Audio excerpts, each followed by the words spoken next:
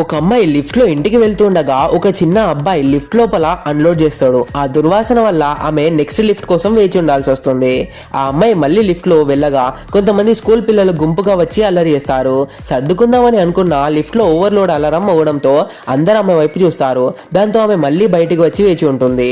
Next lift కోసం వేచి చూస్తున్నప్పుడు ఒక పిల్లి ఉన్న మరో అమ్మాయి వచ్చి పిల్లిని లోపలికి దూసి తనను కూడా ఇరుక్కుపోతుంది. ఆ తర్వాత లిఫ్ట్ లో ఉన్న ఒక సాధారణ మహిళను చూసి ఆమెకు గౌరవం తల వంచుతుంది. అనుకోకుండా ఆ మహిళ పర్సును తాకగానే మహిళ కోపంగా అరుస్తుంది. వెంటనే లిఫ్ట్ చుట్టూ ఒక ఎర్రటి కార్పెట్ విస్తరించి అది పెళ్లి ఊరేగింపు లాగా మారుతుంది. ఆ అమ్మాయి వారితో మాట్లాడడానికి ప్రయత్నిస్తే వారు ఆమెను గద్దించి చీదరించుకుంటారు. బాధపడిన అమ్మాయి నేను ఎందుకింత మంచిగా ఉండాలి అని అనుకుంటుంది. ఈసారి ఎవరైనా వస్తే తాను భయంకరమైన రాక్షసిగా మారాలని అనుకుంటుంది. అప్పుడే లిఫ్ట్ తలుపులు తెరుచుకోగా ఆమె వేగంగా లోపలికి వెళ్తుంది. ఆమె కోపం ఒక గర్భిణీ స్త్రీ రావడంతో కొద్దిగా తగ్గుతుంది. కానీ ఆ మహిళ ఆమెను బయటికి దోసేస్తుంది. ఆ తర్వాత ఆమె ఇకపై మంచిగా ఉండను అని అనుకోగా ఒక కుక్కతో ఉన్న మరో మహిళ వచ్చి కుక్కతో ఆమెను భయపెడుతుంది. ఆ అమ్మాయి అరుస్తున్న ఆ మహిళ ఫోన్ లో బిజీగా ఉంటుంది. కోపంతో ఆ అమ్మాయి తోడేలుగా మారిపోతుంది. కానీ అప్పుడే ఒక వృద్ధురాలు రావడంతో వెంటనే తన రూపాన్ని మార్చుకుంటుంది. ఈ కథలో నీతేంటో తెలుసా? ఇతరుల ప్రవర్తన కారణంగా